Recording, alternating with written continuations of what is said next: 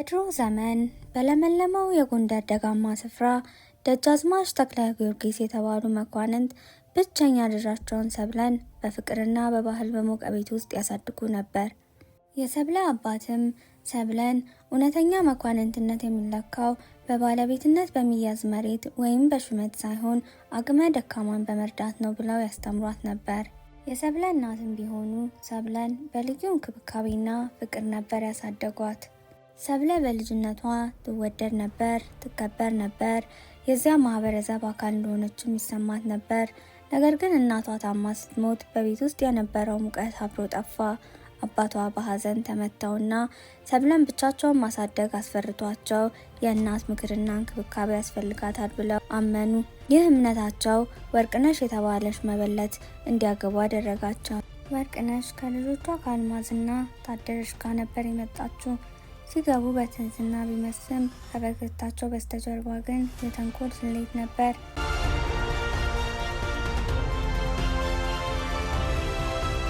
እነርሱ ያዩት ያዘነች ሕፃንን ሳይሆን የሚቆጣጠሩት ቤትና ንብረት ነበር። ቆይቶ ደጃዝማች ተክለ ጊዮርጊስ እራሳቸው ሲታመሙ ወርቅነሽ በዝምታ ስልጣኑን ተቆጣጠረች።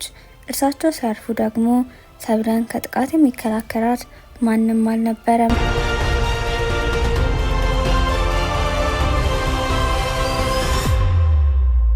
ቀብሩ በተፈጸመ በጥቂት ቀናት ውስጥ በቤት ውስጥ ያለው የኃይል ሚዛን ሙሉ ለሙሉ ተቀየረ።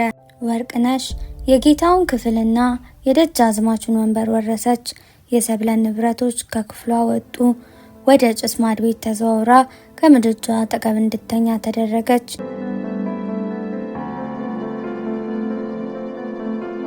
በየቀኑ ፀሐይ ከመውጣቷ በፊት ሰብለ ውሃ ትቀዳለች፣ ወለል ትወለውላለች፣ እህል ትፈጫለች፣ ምግብ ታዘጋጃለች። የእንጀራ እህቶቿ ውድ ጨርቆችን ሲለብሱ እሷ ግን በአመድ የጠቆረ አሮጌ ልብስ ትለብሳለች። ማዕረጓን ገፈፏት፣ ምቾቷን ቀሟት። ነገር ግን ማንነቷን ሊቀሟት አልቻሉም።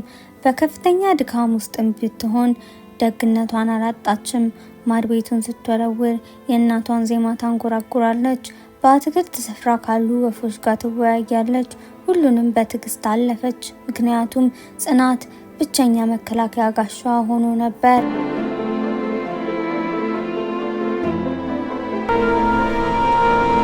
ከዕለታት በአንድ ቀን አንድ የንጉሥ መልእክተኛ በትናዋጅ ይዞ ወደ መንደሩ አደባባይ መጣ። ቴዎድሮስ በፋሲል ግቢ ታላቅ የደስታ ግብዣ አዘጋጅቷል። መኳንንትም ሆነ ተራው ሕዝብ ሁሉ ተጋብዟል ሲል አዋጅ አወጀ። ቤተሰቡ ሙሉ ይህንን ሲሰማ በደስታዋ ተዋጠ። ወርቅነሽ ወዲያውኑ እድሉን ተመለከተች። ከልጆቿ አንዷ ልዑልን ካገባች ስልጣናቸው ለዘላለም የተረጋገጠ ይሆናል። ሰብለ በዝምታ ትሰማ ነበር። በዓመታት ውስጥ ለመጀመሪያ ጊዜ ሰብለ በውስጡ አንድ ስሜት ተቀሰቀሰ። የቅንጦት ፍላጎት ሳይሆን የማምለጥ ፍላጎት ነበር። ከአመድና ከስድብ በላይ የመታየት ፍላጎት። ጥንካሬዋን አሰባስባ እሷን መሄድ እንደምትችል ጠየቀች። ወርቅነሽን በቀጥታ አልከለከለቻትም። በሐሰተኛ ፍትህ የታጀበ ክፋት መረጠች። ምስሩን ከአመድ ጋር ቀላቀለችና እስከ ነገ ጠዋት ድረስ ይህንን ምስር ከአመዱ ለይታ ካጠናቀቀች መሄድ እንደምትችል ነገረቻት። ያደረገችው ሰብለን ተስፋ ለማስቆረጥ አስባ ነው። ነገር ግን ሰብለ ሌሊቱ ሙሉ በትዕግስት ሰራች። ድካም ቢያሸንፋትም የአትክልቱ ስፍራ ወፎች ተሰብስበው ምስሩን ለዩላት። በንጋቱ ተግባሩ ተጠናቀቀ። ለአጭር ጊዜም ቢሆን ፍትህ የሚገኝ መሰላት። ሆኖም ክፋት ስልቱን ቀየረ። ወደ ቤተ መንግስት ከመሄዳቸው በፊት ወርቅነሽ ለልጆቿ የሰብለን ቀሚስ እንዲቀዱና የእናቷን መስቀል እንዲሰርቁ ነገረቻቸው። ሰብለም በዚህ እጅግ በጣም አዝና ነበር። ወደ አትክልት ስፍራውም ሄዳ እጅጉን አለቀሰች። እጅ በሰጠችበት ቅጽበትም አንድ አስደናቂ ነገር ተከሰተ። አየሩ ተቀየረ። የዛፎቹ ቅርንጫፍም ማብራት ጀመሩ። ከብርሃኑም አንድ ነገር ታየ። እሱም የሰብለ የክርስትና እናት ነበረች። የሰብለ የክርስትና እናትም ዱባውን ወደ ሰረገላ፣ የተቀዳደደውን ልብሷን ደግሞ በወርቅ ወደ ተለጠፈ አበሻ ቀሚስ፣ የሚወርቁትን ከዋክብቶች ደግሞ በመስታወት ወደ ተሰሩ ጫማዎች ቀየረቻቸው። ነገር ግን ስጦታው ከአንድ እውነት ጋር ነበር። ተአምሩ እኩለ ሌሊት ላይ ያበቃል።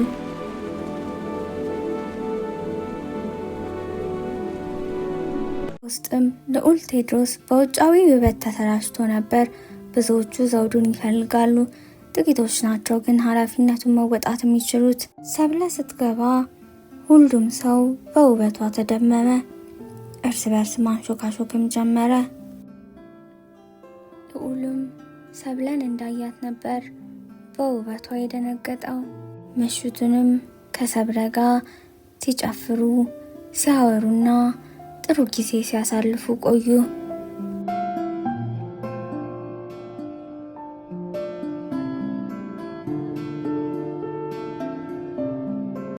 ነገር ግን እኩለ ሌሊት ሲደርስ ተአምሩ መንቀጥቀጥ ጀመረ። ሰብለ ሸሸች።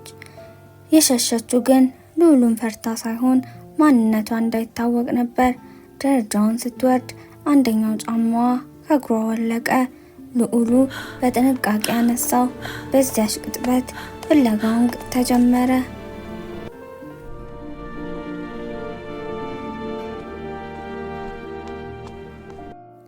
የቤቱ በሮች በድንገት ተከፍተው ሲገቡ የጧቱን ጸጥታ የሚረብሽ ከፍተኛ ድምፅ አስተጋባ። ወርቅነሽ ቀድማ ዘለቀች። ልጆቿን በክብር አነግሳለሁ ብላ ያቀደችው ምሽት ሳይሳካ በመቅረቱ ትዕግስቷ ተማጧል። አልማዝም በንዴት ፊቷ ቀልቶ ተከተለቻት።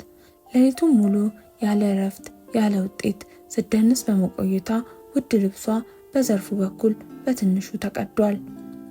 በቤት ውስጥ ያለው አየር በብስጭት የተሞላ ነበር።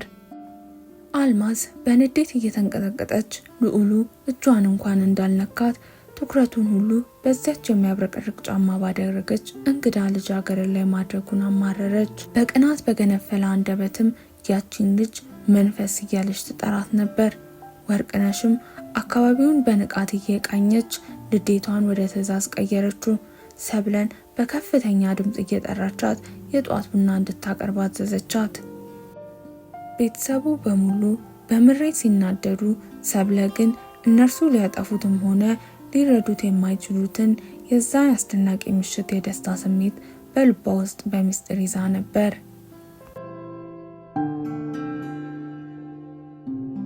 የመንግስቱ አዋጅ ነጋሪ በአደባባይ ላይ ቆሞ አንዲትን የብርጭቆ ጫማ ከራሱ በላይ ከፍ አድርጎ ይዟል። አዋጅ ነጋሪውም ድምፁን ከፍ አድርጎ ልዑሉ የሚያገባው ይችን ጫማ የሚበቃትን ሴት መሆኑን ተናገረ።